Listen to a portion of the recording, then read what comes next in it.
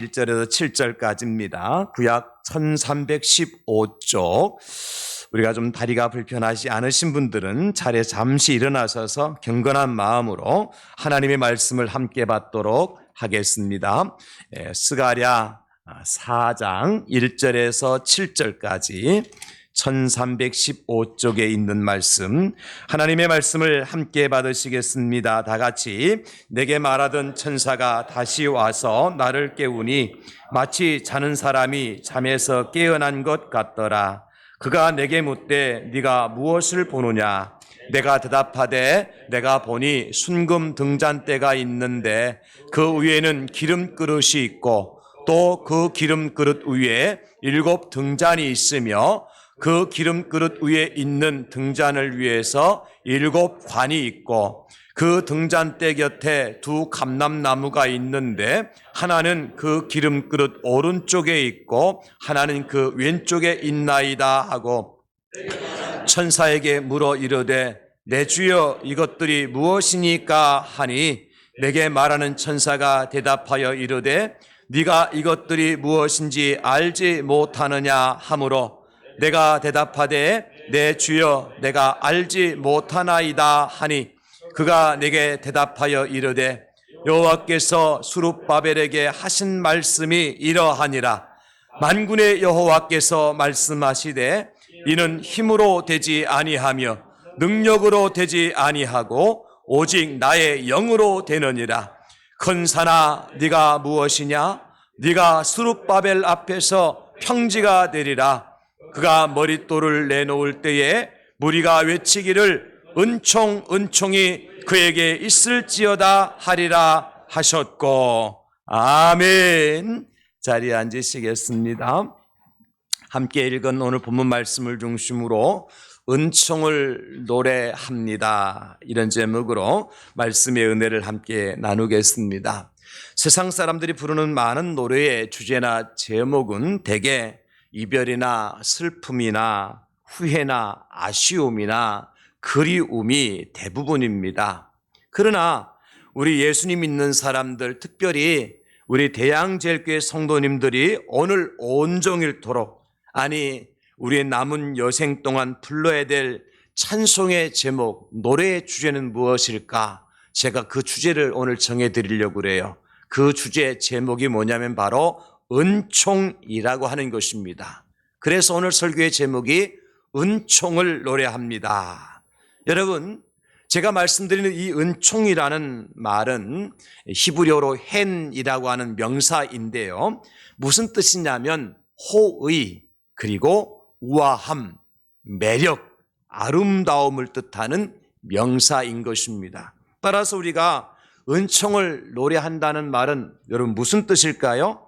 다름이 아니라 내 인생의 아름다움을 노래한다, 내 삶의 매력을 노래한다, 내 앞에 펼쳐진 모든 우아한 일들을 노래한다, 그런 뜻인 것입니다.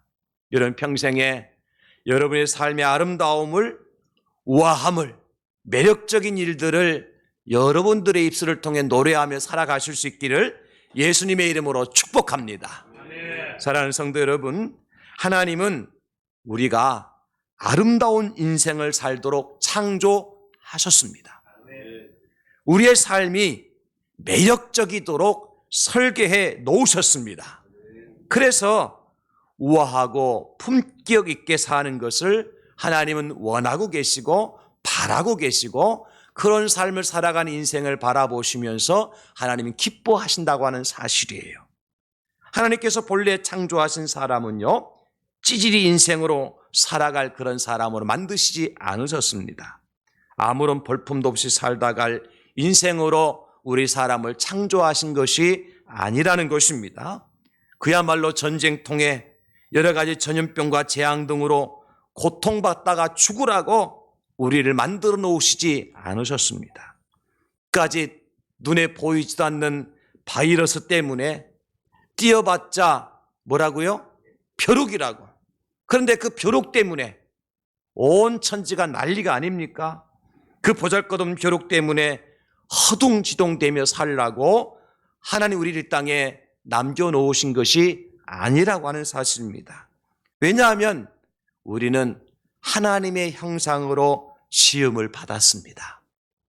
영광스러운 하나님의 형상을 입은 자들이 바로 저와 여러분들임을 믿으시기 바랍니다. 하나님께서 당신의 형상을 따라 하나님의 모양으로 사람을 만들어 놓으셨잖아요. 그리고 그 코에 하나님의 생기를 불어 넣어 주심으로 말미암아 우리가 살아있는 하나님의 사람들이 된 것입니다. 그래서 우리 인생은 아름다운 거예요. 우리 사람은 매력적인 거예요. 우아함과 품격 있는 삶을 살도록 하나님께서 우리를 이 땅에 보내주셨다는 것입니다. 여러분, 그 실체가 무엇입니까? 바로 에덴 동산이라고 저는 봐요. 여러분, 에덴 동산 하나님께 창설하실 때에 어떤 주제를 가지고 만드셨을까? 제가 말씀을 준비하면서 한번 생각을 해보았어요. 하나님께서요, 동산에 하나하나 하나님의 작품을 만드셨어요. 그때에 분명 하나님께서 무작정 만드신 것이 아니라 하나님의 어떤 주제를 가지고 만드셨을 것 같아요. 그 주제가 무엇인가 곰곰이 생각해 보니까 다른 것이 아니라 바로 아름다움이었어요. 왜 그렇게 제가 생각했느냐 하면 하나님께서 하나님의 작품을 하나하나 만드시고 난 다음에 하신 말씀이 뭐죠? 보시기에 좋았더라. 특별히 하나님의 형상대로 하나님의 모양을 따라 만드시고 코에 생기를 불어넣으시고 사람을 창조하시고 난 다음에 하나님께서 말씀하신 것이 뭐죠? 보시기에 심히 좋았더라. 여기 좋았다라는 말씀이 뭐죠? 히브리어 토브인데 이 말씀이 곧 뷰티풀, 아름다움이에요. 매력적인 거예요. 하나님 눈에 보시기에 너무 아름다운 거예요. 너무 매력적인 거예요. 누구를 볼 때? 여러분들을 보실 때. 아멘 안 하는 거 보니까 별로 관심이 없다. 하나님께 여러분들을 보실 때, 야, 매력적이다. 야, 아름답다. 정말 우아하다. 하나님께 그렇게 말씀하셨다니까요. 여러분, 그러니까 에덴 동산은 아주 매력이 넘치는 곳이었고 아름다움으로 가득 찬 곳이었어요.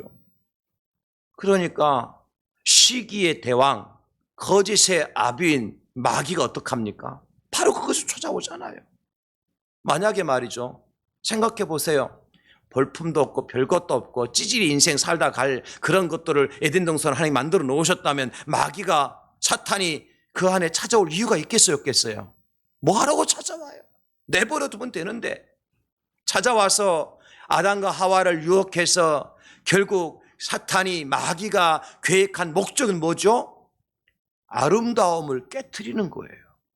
아름다운 현장에서 아담과 하와가 쫓겨나도록 만드는 거예요. 여러분, 이것이 사탄의 계획이었습니다. 그리고 그 계획대로 맞아떨어졌죠. 아름다움이 파괴되기 시작했고 매력적인 삶이 파괴되기 시작되어졌고 정말 우아하고 품격 있는 삶을 살아야 될 인생들이 그렇지 못한 삶으로 변질되어졌던 것입니다.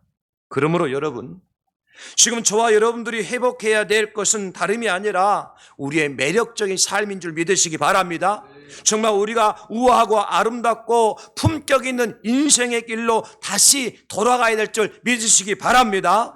저와 여러분들의 인생이 오늘 이렇게 꼬이고 헝클어지고 뒤죽박죽되고 어쩌면 막다른 골목에 처한 상황에 있다면 오늘 말씀을 잘 들으십시오.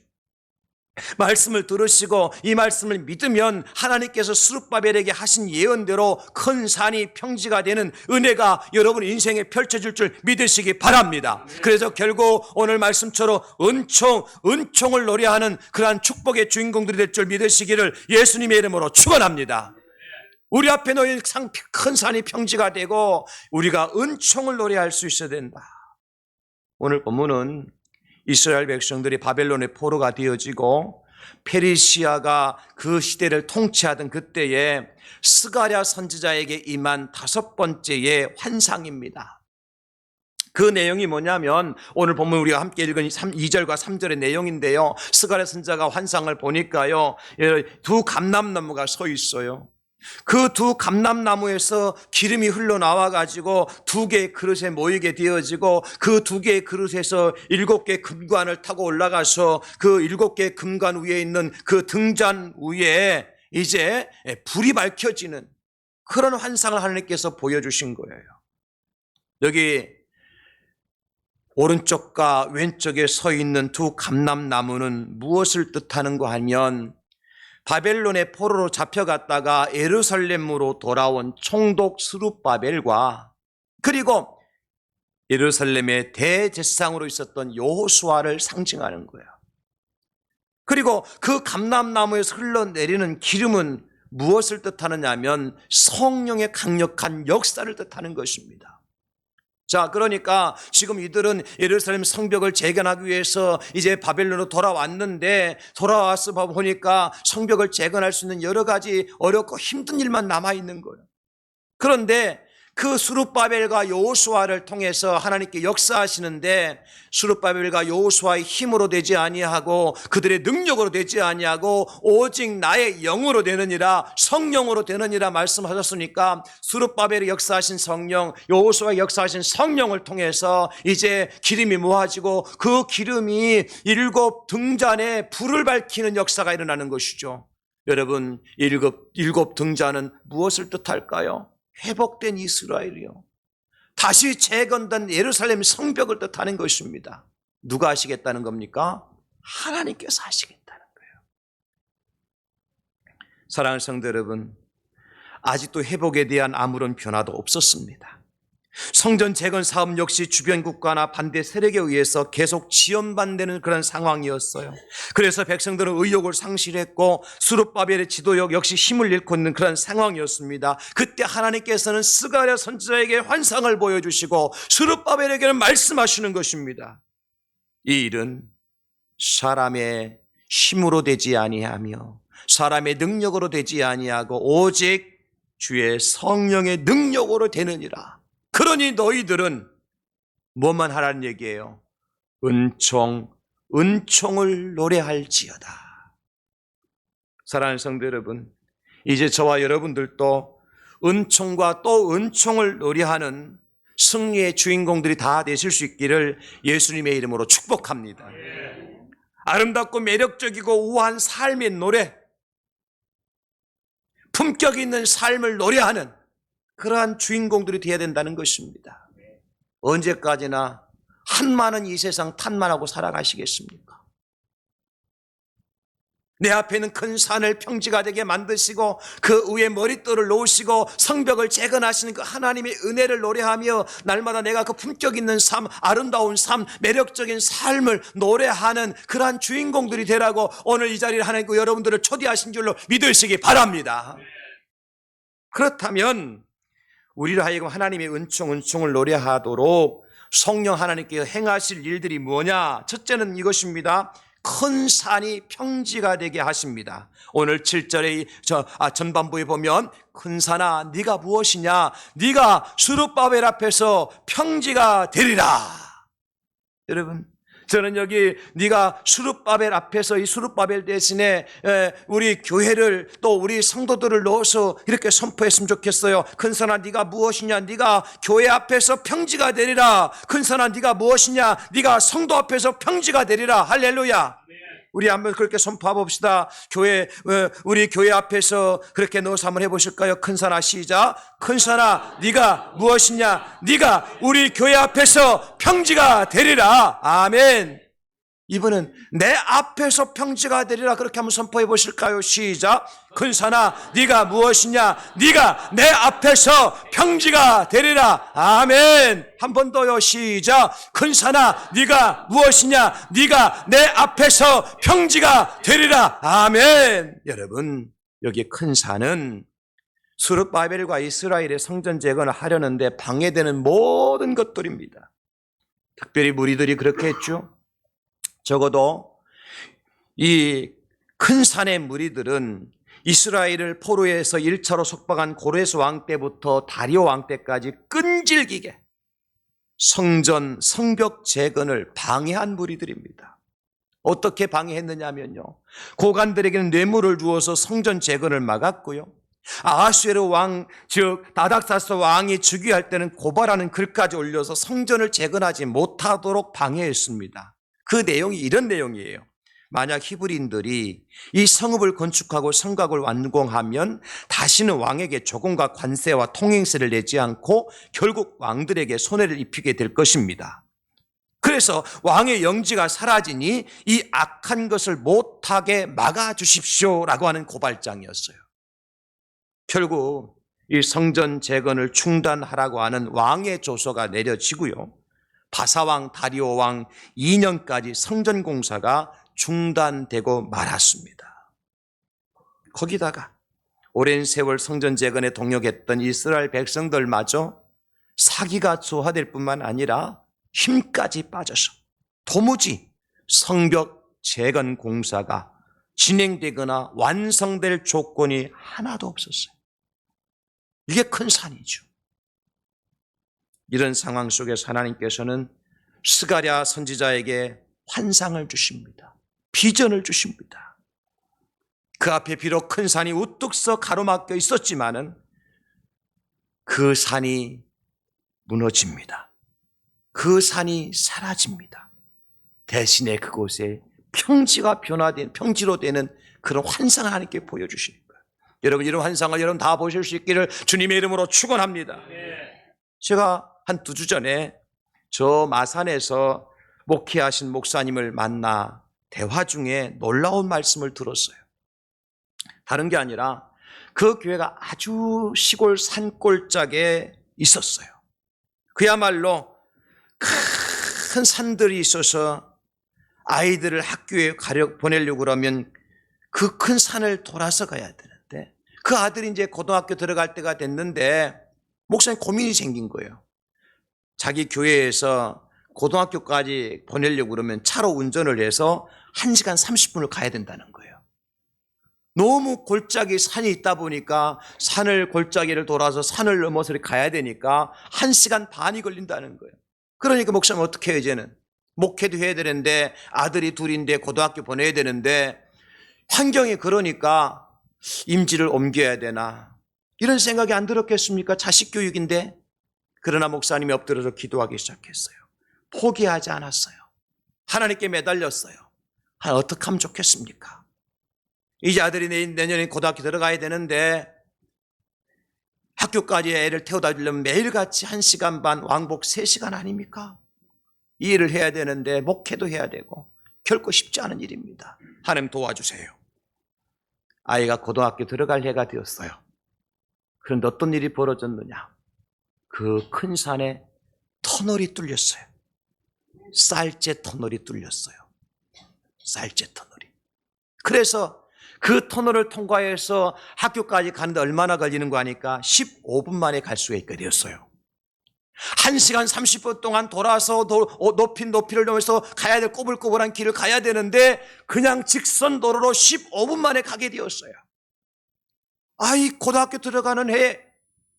그래서 그 아이가 고등학교 들어가게 되어졌고 그곳으로 끝난 것이 아니라 투매 산골 그 골짜기에 말이죠. 어떤 역사가 나타났느냐. 이제 창원에서 마산에서 진해에서 그 터널을 통해서 그 교회로 사람들이 오기 시작하는데 왜 왔겠어요? 저는 산골이라서 구경 가기도 힘든데 창원 진해 마산에 그 맑지 않은 그 공기를 먹고 살던 사람들이 말이죠. 이제는 저 산속에 있는 좋은 공기가 있는 곳에 가서 예배드리고 오자. 이 교회가 갑자기 전원교회가 되고 말한 거예요. 그러니까 사람들이 공기 좋은 곳, 물 좋은 곳에 가서 예배드리고 쉬었다 오자. 그러니까 아이들도 학생들도 오게 되어지고 사람들이 모여들어서 그 교회가 크게 부흥됐다는 거예요. 이 말씀을 듣고 우리 하나님은 아무리 큰 산이라 할지라도 평지가 되게 하시는 전능하신 하나님이시구나. 그 하나님 믿고 기도하면 응답해 주시는 하나님이시구나 하는 것을 깨닫게 되어져요. 저는 이번 다니엘 기도를 하면서 받은 은혜가 많습니다. 성도 여러분, 우리 앞에 가로막는 큰 산이 얼마나 많습니까? 뭔가 하고 싶은데 돈이 없어서 못하고, 뭔가 하고 싶은데 건강이 따라줘서 못하고, 뭔가 하고 싶은데 관계가 되지 못해서 못하고, 뭔가 하고 싶은데 진로가 열려지지 못해서 못하고, 이게 다 큰 산들 아닙니까? 그렇잖아요? 재정적인 문제, 돈의 문제, 그리고 건강의 문제, 진로의 문제, 우리 청년들 결혼의 문제, 이것들이 다 여러분들 가로막고 있는 큰 산들 아닙니까? 내가 어떻게 노력 안 해본 것도 아니고 하려고 했지만도 도무지 헤쳐나갈 수 없는, 가로막혀서 진일보할 수 없는 어렵고 힘든 문제들이 여러분에 다 있잖아요. 그 큰 산들. 산의 크기는 사람마다 다를 수 있습니다. 어린아이들이 넘기 힘든 산은 있고 어른들조차 넘기 힘든 산도 있지요. 우리 모두에게는 큰 산이 다 있을 것입니다. 제가 이번 다니엘기도 받은 은혜가 뭐냐면, 저는 매일 밤 7시만 되면 이 자리에 나와서 엎드립니다. 다니엘기도는 8시부터 한다고 광고는 나갔지만은 사실은 7시 30분부터 뭘 하느냐면, 참여하는 교회에 기도 제목을 가지고 함께 기도하는 시간입니다. 저는 목사니까요. 대한민국 전국 방방곡곡에 있는 교회들, 목사님들이 올려놓은 기도 제목을 보면서 참 많은 은혜를 받아요. 특별히 그 본격적으로 그런 전국에 있는 참여교회 기도 제목을 하기 전에는 뭘 하는 거 아니고 두 가지를 더 해요. 오늘 사랑의 헌금을 흘려보낼 분이 어떤 분인지를 영상을 통해서 보여줘요. 그리고 또 하나 하는 것이 있어요. 긴급 기도 제목을 나눠요. 하루에 두 분 혹은 많을 때는 4분, 5분까지. 어제 같은 경우도 저 울산인가 포항에서요, 대동맥이 파열된 목사님께서 긴급 헬기를 타고 지금 헬기를 타고 호송하고 있는데 기도해달라고 헬기로 지금 호송하고 있다는 거예요. 얼마나 긴급한 상황이에요. 저는 그런저런 기도 제목을 함께 나누면서 믿는 사람이나 또 그 가정에도 이렇게 많은 큰 산들이 있구나. 정말 눈물을 흘리지 않고는 구할 수 없는 그런 기도 제목. 저는 기도하면서 이렇게 생각합니다. 만약 저런 어렵고 힘든 상황이, 저 큰 산이 나에게 가로막혀 있을 때 나는 견뎌낼 수 있을까? 그러나 여러분, 목사인 저에게도 왜 큰 산이 없겠습니까? 그 기도 제목에 올라오는 산의 크기보다는 작다 할지라도 나도 넘기에 버거운 큰 산이 있는 것이 사실이죠. 그래서 그렇게 기도할 때마다 내가 힘이 되고 은혜가 되는 건지 모르겠어요. 중보 기도할 때마다 곧 나를 위한 기도요, 우리 교회를 위한 기도가 될 수 있기 때문인 것입니다. 사랑하는 성도 여러분, 그래서 오늘 본문에서 우리가 붙들어야 될 것이 뭐냐? 하나님의 약속의 말씀인 것입니다. 오늘 스가랴 선지자에게 보여줬던 환상이 스룹바벨에게 말씀하는 약속의 말씀이 실체가 되어서 이스라엘 백성들이 그렇게 원했던 예루살렘 성벽이 재건되어지고 그곳 하나님을 찬양하고 은총을 노래했던 것이 이루어졌던 것처럼 반드시 우리 가운데도 그런 일이 일어날 것을 믿으시며 약속의 말씀을 붙들고 나가는 저와 여러분 될 수 있기를 예수님의 이름으로 축원합니다. 이번 다니엘기 나오신 강사들의 스토리 하나의 주제로 묶는다면 뭐겠어요? 큰 산이 평지가 된 은혜의 이야기 아닙니까?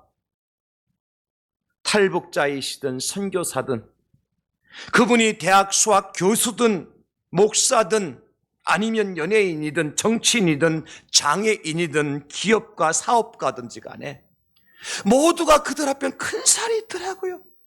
너무나 큰 산에 가로막혀 있어서 인생을 절망할 수밖에 없는 그런 상황이 있었지만은 하나님께서 평지가 되게 해주시더라는 겁니다.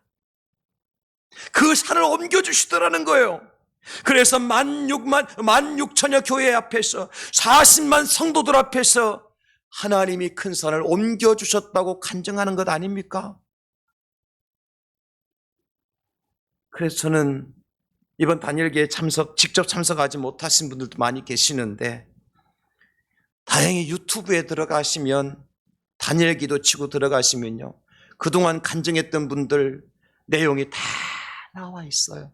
꼭 한번 들어보십시오. 하나 은혜 주시려고 기회를 주셨을 때 은혜 받아야죠. 사랑하는 성도 여러분, 아무리 큰 산이라도 하나님께서 옮기지 못할 산은 없습니다. 아무리 큰 문제라도 우리 하나님께서 풀어가지 못할 문제가 없습니다. 아무리 어렵고 힘든 상황이랄지라도 하나님께서 그 문제 속에서 우리를 은총의 노래로 부르게 하실 하나님의 전능하신 하나님이신 것을 믿으시기 바랍니다. 성경은 말씀하십니다. 고린도전서 10장 13절에 사람이 감당할 시험 밖에는 너희가 당한 것이 없나니 오직 하나님은 미쁘사 너희가 감당하지 못할 시험 당함을 허락하지 아니하시고 시험 당할 즈음에 또한 피할 길을 내사 너희로 능히 감당하게 하시느니라. 약속의 말씀이잖아요. 시험 당할 즈음에 하나님께서 지켜만 보고 계시는 것이 아니라 어떻게 하나 잘하나 못하나 하나님께 평가만 하시는 것이 아니라 뭐 하신다고요? 피할 길도 내어주시고 뿐만 아니라 너희로 능히 감당하게 하시느니라. 감당치 못할 시험당을 허락하지 아니하신 우리 하나님 앞에 영광의 박수 올려드리겠습니다. 할렐루야. 하나님 살아계신 하나님이십니다. 여러분, 하나님 역사하실 것입니다. 그래 우리는 선포할 수 있는 거요. 큰 산아 내 앞에서 평지가 될지어다. 큰 산아 우리 대양주일교회 앞에서 평지가 될지어다. 큰 산아 우리 가정 앞에서 평지가 될지어다. 큰 산아 우리 자식들 앞에서 평지가 될지어다. 큰 산아 우리 부모님들 앞에서 평지가 될지어다. 큰 산아 우리 형제들 앞에서 평지가 될지어다. 여러분, 하나님이 그렇게 약속해 주셨어요. 그래서 우리는 은총을 노래하는 것입니다. 큰 산 앞에서는 은총을 노래할 수 없어요. 그러나 평지를 밟고 가면서 노래할 수 있잖아요. 내 인생의 아름다움을, 내 인생의 매력적인 삶을, 내 인생의 우아함을, 품격 있는 삶을 노래할 수 있잖아요. 이제 그렇게 노래합시다. 은총을 노래하면 우리 대항절교 모든 성도님 될 수 있기를 다시 한번 예수님의 이름으로 축원합니다. 두 번째, 성령께서 하신 일이 뭐냐? 평지에 머릿돌을 놓게 하십니다. 스룹바벨과 이스라엘의 목적은 평지가 아니죠. 그 위에 뭐 하는 거요? 성벽을 세우는 겁니다. 무너진 성벽을 다시 세우는 거예요. 그러나 그것조차도 하나님께서 이루어 주신다는 거예요. 그 시작이 뭐냐? 머릿돌을 놓는 거예요. 여러분 7절 중반부에 보면 그가 머릿돌을 내놓을 때에 무리가 외치기를 은총이 그에게 있을지어다 하리라. 그가 머릿돌을 내어놓으실 때에 건물을 세울 때 그저 땅만 계약하고 땅을 샀다고 해서 건물이 세워지는 게 아니잖아요. 거기에 토목공사를 하고 그 위에 기초를 놓아야죠. 시작이 반이라 그러잖아요. 기초를 놓으면 어떻게 됩니까? 공사가 본격적으로 시작이 될 수 있습니다. 사랑하는 성도 여러분, 우리 하나님께서 하시는 일에도요 절차가 있고 순서가 있어요. 내가 당장 기도했는데 원하는 바가 이루어지지 않았다고 그러므로 실망할 필요가 없어요. 왜? 절차가 남아있는 거예요. 순서가 남아있는 거예요. 이스라엘 나라에 3년 6개월 동안 비가 내리지 않았습니다. 말이 3년 6개월이지 3년 6개월 동안 비가 내리지 않는 이스라엘 땅을 상상해 보세요.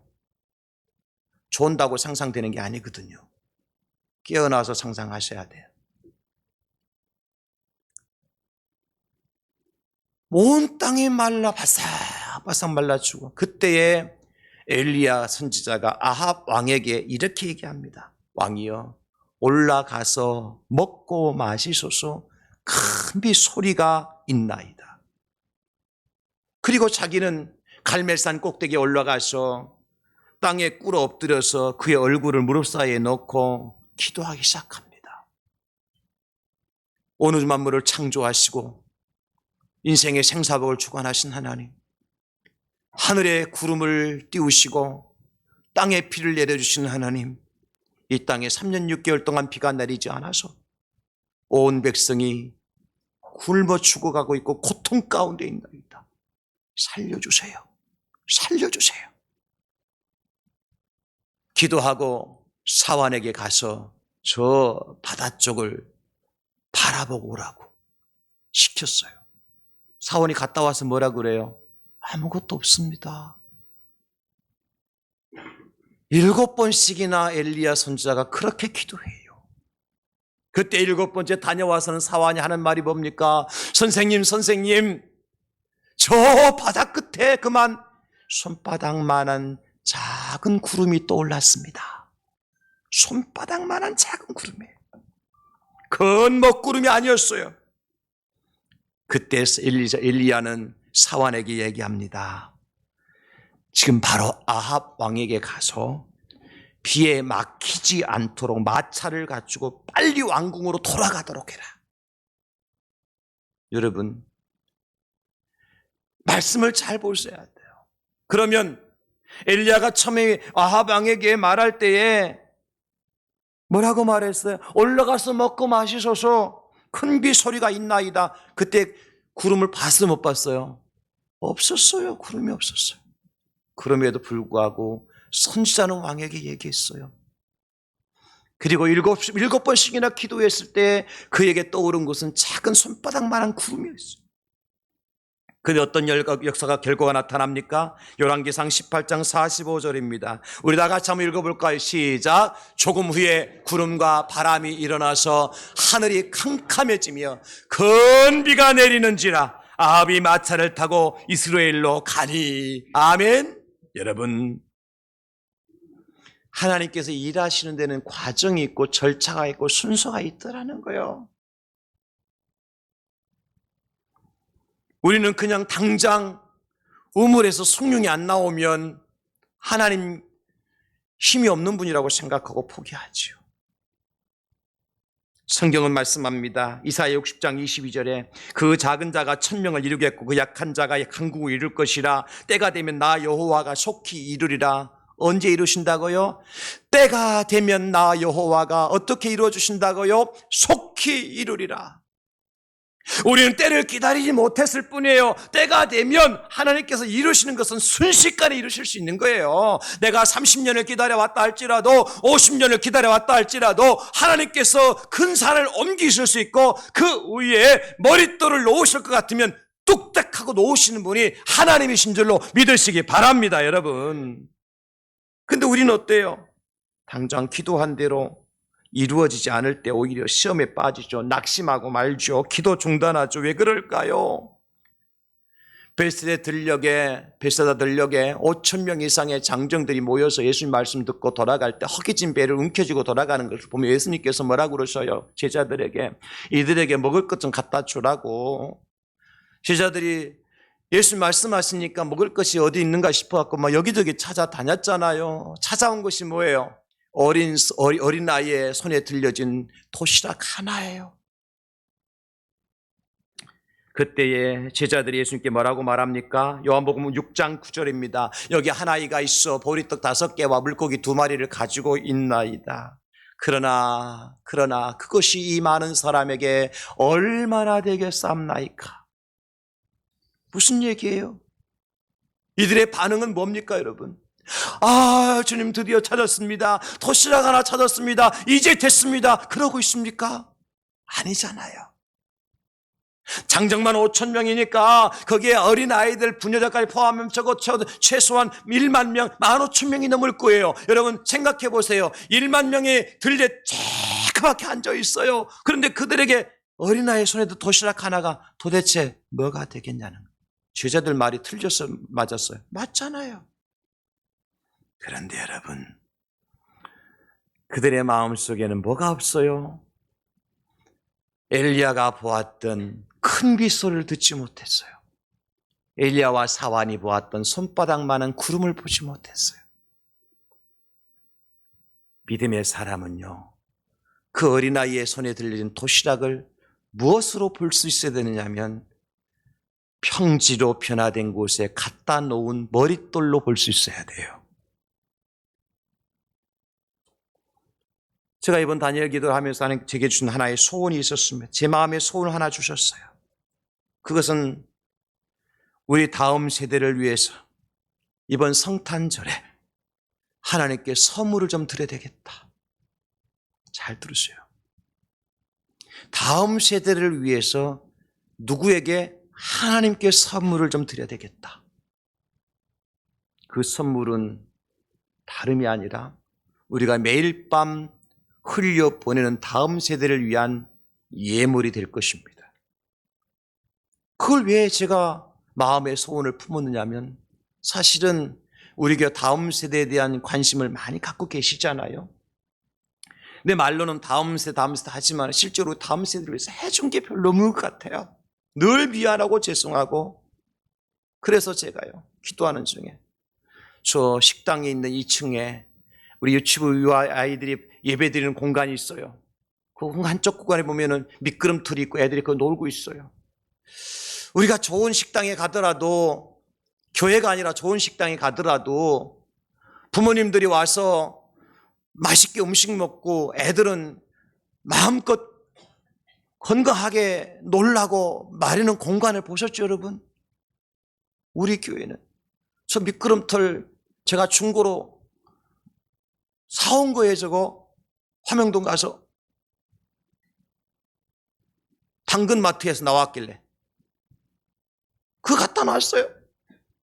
제가 미안해요. 새 것도 아니고. 언제 고장 날 줄 모르고 언제 아이들 다칠지도 몰라. 하나님 어떡할까요? 우리가 저 식당보다 못해도 되겠습니까? 우리가 저 놀이동산보다 못해도 되겠습니까? 하나님 해라 그러시더라고요. 그래서 제가 전문가를 불렀어요. 교회마다 안전하게 좋은 시설을 잘 하시는 장로님이 계셔서 그분을 연초에 제가 모셨다 아닙니까? 그 교회 목사님 같이 오셨더라고. 둘러보시던 여기다 하고 싶은데 장로님 어떠세요? 공간이 가능하겠다는 거예요. 장로님 얼마나 들어갈까요? 이래 저렇게 계산하시더만은 그냥 머리로만 계산하시더라고요. 목사님 적어도 한 4천만 원 이상은 들어가겠네요. 예, 알겠습니다. 안녕히 가세요. 당장 400만 원도 없는데 4천만 원이라 그러니까 목사가 어떻게 합시다 그러겠습니까? 그렇게 지금까지 온 거예요. 제 마음에 항상 소화가 되지 않을 만큼의 응어리가 있어. 장목사 하라 그랬잖아. 어떻게 하나님 400만 원도 없는데 4천만 원 어떻게 해요? 이번에 다니엘 기도하면서 제가 선포했잖아요. 다음 세대를 위해서 흘려보냅시다. 제가 우리 교회 성도님들 형편을 몰라서 그런 말 했다고 여러분 오해하지 마십시오. 목사님은 돈 욕심도 많다. 왜 모릅니까? 지금 제가 이 시대의 경제가 흐름이 어떻다는 걸 몰라서 그렇게 말씀했다고 여러분 오해하지 마십시오. 저도 다 뉴스 보는 사람이고요. 저도 옛날에 사업도 했던 사람이고요. 직장생활을 했던 사람이고요. 사회생활을 했던 사람이에요. 누구보다도 여러분 잘합니다. 그럼에도 불구하고 이렇게 선포할 수밖에 없었던 것은 하나 이유예요. 하나님께 이번 성탄절에 어린아이의 도시락 하나를 하나님께 선물로 올려드리자. 여러분 도시락 하나 가지고 일하신 분은 누굽니까? 누굽니까? 하나님이 하셨습니다. 여러분 절대 부담 갖지 마십시오. 목사님 또 헌금하라고 그러는구나. 여러분 오해하시고 또 이 시간에 딱 두 분이 그렇게 생각하고 지금 벌써 시험에 들까 말까 하는 그런 분이 계시는데 내려놓으십시오. 제자들이 안 했습니다. 어린아이가 안 했습니다. 예수님의 손에 도시락이 들려졌을 때에 하나님이 하셨습니다. 여러분 엘리야와 그 사환이 보았던 것은 큰 먹구름이 아니었어요. 작은 손바닥만한 구름이었지만 하나님께서 3년 6개월 동안 내리지 않던 땅에 비를 내리게 해주셨습니다. 오늘 말씀하고 있잖아요. 사람의 힘으로 되지 아니하며 사람의 능력으로 되지 아니하고 오직 나의 영으로 되느니라. 하나님 말씀 믿으십니까? 저는 이 말씀이 말씀대로 될 줄로 저는 확신합니다. 우리가 하나님 앞에 이 작은 도시락을 올려드리면 이 평지에 머릿돌 하나 놓기만 하면 그 위에 누군가는 기둥을 세우고 그 위에 누군가는 벽돌을 쌓아 올리게 될 것입니다. 우리가 할 수 있는 건 뭐예요? 믿음 갖고 기도하는 것밖에 없어요. 하나님 믿습니다. 4천만 년에 4억이 된다 할지라도 하나님께서 하시면 못할 일이 없는 줄로 믿습니다. 우리가 하고자 원하는 이 일이 하나님의 꿈이라면, 하나님의 비전이라면, 하나님의 소원이라면 말입니다, 여러분. 우리 어린아이를 위해, 다음 세대를 위해서, 다음 세대가 누군 줄 아세요? 죄송하지만 다음 세대가 주일학교 우리 중고등 학생들이 아니고요, 30, 40대의 젊은이들이 다음 세대입니다. 아이들을 데리고 온 30, 40대 젊은이들이요, 우리 아이들 어디에 맡길지도 모르고요, 어디다 들여놓을지도 모르고요, 데리고 앉아서 예배드린 예배가 아니고요, 전쟁이고요. 여러분, 그 사정 아십니까? 하나님 그걸 보고 계시잖아요. 그래서 그 30, 40대 젊은 부부들이 우리 아이들 여기에 맡기면 안전하고, 여기에 맡기면 최상의 삶을 살아갈 수 있다고 하는 믿음이 가져질 때에 얼마나 기쁘게 하나님을 예배할 수 있겠습니까? 그들이 가만히 있겠습니까? 은총을 노래하게 될 것입니다. 거기에다가 우리 주일학교 어린아이들, 우리 학생들 어떻겠습니까? 얼마나 세상의 놀이공간이 아니라 대양제일교회 오고 싶어 하겠습니까? 저는 그런 꿈이 있는 거예요. 누군가는 머릿돌 위에 기둥을 세우는 분이 계실 거고, 지나가는 나그네를 통해서 일하실 분이 하나님이신 줄 믿으시기 바랍니다. 꼭 내가 해야 되는 것이, 처음에 제가 하려고 그랬어요. 사실은요, 내가 해야지, 빚을 얻어서 해야지. 시간이 지날수록 장 목사 교만이다, 하나님이 하신다. 사랑하는 성도 여러분, 하나님이 하십니다. 6절에 말씀하시잖아요. 그가 내게 대답하여 이르되 여호와께서 술법에 내게 하신 말씀이 이러하니라. 만군의 여호와께서 말씀하시되 힘으로 되지 아니하며 능력으로 되지 아니하고 오직 나의 영으로 되느니라. 결과는 어떨까요? 9절 말씀에 이렇게 결과를 말씀해 주고 있어요. 수룹바벨의 손이 성전의 기초를 놓았은즉 그의 손이 또한 그 일을 마치리라. 하나님이 도와주시니까 마치는 거예요. 우리 안에 작은 일을 시작하게 하신 하나님께서, 선한 움직임을 주신 하나님께서, 선한 파동을 주신 하나님께서 그것을 이루시는 날을 반드시 우리에게 허락해 주실 줄로 믿습니다. 그래서 우리가 부를 노래가 뭐라고요? 은총의 노래를 부르는 거예요. 우리 대양제일교회가, 우리 대양제일교회 모든 성도님들이, 우리 대양제일교회 다음 세대가 정말 매력 있는 그리스도인으로서의 삶을 살아가야 되지 않겠습니까? 품격 있는 성도라고, 아름다운 삶의 소유자가 되었다고 말이죠. 여러분 꼭 자랑하시고 노래하십시오. 내 노래의 주제는 은총입니다라고 고백하시고요. 이제 여러분의 삶에 큰 산이 사라지고 평지가 되어지고, 여러분의 삶의 평지 위에 머릿돌이 놓여지고, 예루살렘의 성벽이 다시 재건되고 성전이 완공되었던 것처럼, 그랬을 때에 오늘 말씀처럼 은총이 그에게 있을지어다. 찬송의 주인공들이 다 되실 수 있기를 우리 예수님의 이름으로 축원합니다. 하나님 감사합니다.